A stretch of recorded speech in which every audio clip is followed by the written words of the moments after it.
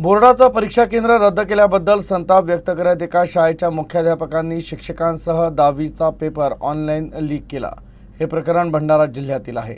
10वीचा इंग्रजीचा पेपर सुरू झाल्यानंतर व्हॉट्सॲपवरून पेपर व्हायरल केल्याच्या आरोपात ही कारवाई करण्यात आली।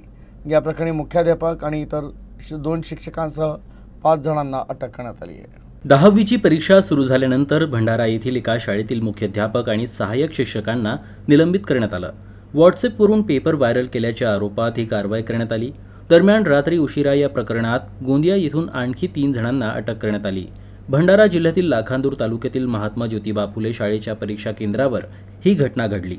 या प्रकरणात भंडारा पोलिसांनी महात्मा गांधी शाळेचे मुख्याध्यापक विशाल फुले आणि सहाय्यक शिक्षक दीपक मेश्राम यांना अटक केली होती।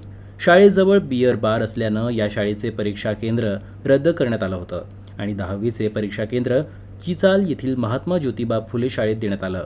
परीक्षा केंद्र रद्द केल्यामुळे संतप्त झालेले मुख्याध्यापक विशाल फुले, सहाय्यक शिक्षक दीपक मेश्राम आणि मयूर टेंभरे यांनी 10वीचा इंग्रजीचा पेपर व्हॉट्सॲपवर अपलोड केला आणि तो व्हायरल केला। या प्रकरणी पोलिसांनी विशाल फुले आणि सहाय्यक शिक्षक दीपक मेश्राम यांना ताब्यात घेऊन चौकशी केली तेव्हा त्यांनी कबुली दिली। या प्रकरणी गुन्हा दाखल करत दोघांनाही अटक करण्यात आली। या प्रकरणात आतापर्यंत 5 जणांना अटक करण्यात आली असून आणखी 3 नावंही समोर आली आहेत।